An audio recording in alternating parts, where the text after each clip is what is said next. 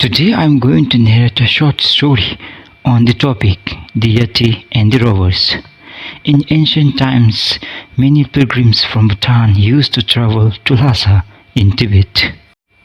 Carrying heavy loads on their backs, people endured many months of journey to reach the Holy Kingdom. They had to brave extremely cold weather conditions and scarcity of firewood on the journey, and worse, the fear of robbers. Many were constantly robbed, but people never stopped traveling to the holy place. Once, 9 pilgrims were on their way to Lhasa. As fate would have it, a group of bandits ambushed them. The robbers took all their possessions, including their clothes. The robbers killed 8 pilgrims. Luckily, one of the pilgrims managed to escape. He ran for his life, naked, in the cold mountains of the Himalayas. The cold, unforgiving wind lashed on his naked body, and soon the man could hardly endure the cold wind, let alone walking any further. The snow continued falling. In such extreme cold, his hope of survival was fast waning. How he wished he had never run away from those robbers so that he did not have to go through such hardship.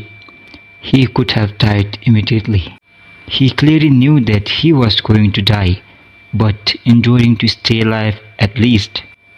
For a few hours, the man closed his eyes and chattering his teeth, waited under a tree for any unlikely help.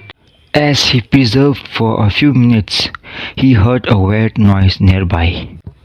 When he opened his eyes, he was utterly shocked to see a giant creature standing before him, a Yeti. The sight of the monster frightened him, but the cold racking his body was even greater. Before he could do anything, the Yeti picked him up and carried him away, up a tall cliff and inside a dark cave. Inside the cave there were many warm clothes, and the Yeti growled as if asking him to make use of them. He took out the warm clothes and covered his body. There was even a matchbox in one of the corners. The man started a fire and warmed the cave.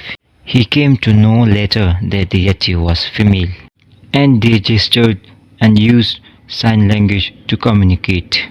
The man came to know that the robbers had killed the Yeti's husband, and she was sad and lonely, all on her own. Now with a companion, she seemed happy. During the day, the Yeti went out and bought food and wood. The man stayed in the cave and warmed himself. The man taught the Yeti his language, and slowly but steadily the Yeti picked up the language. The man and the Yeti developed an intimate relationship, and the Yeti gave birth to a son with a body of a Yeti and the face of a human. But the man wasn't happy. He longed to go back to his village, back to his family. Even after many attempts, the man could not run away, and many years passed.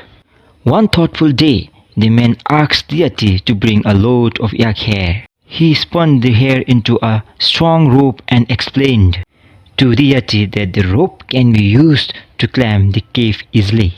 They dangled the rope down to the base of the cliff. When the Yeti was out one day, the man climbed down the rope, carrying a sack of gold and other riches, leaving behind his son. He ran fast without stopping, and finally reached his home, where he was reunited with his family, who was both shocked and happy to see him alive. When the Yeti returned to the cave in the evening, she was furious to find out that the man had left. She was deeply heartbroken. She wept in anguish, her wails echoing across the mountains.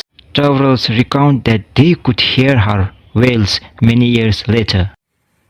If you like this story, please like, share and subscribe. Until then, thanks for being with me. Thank you.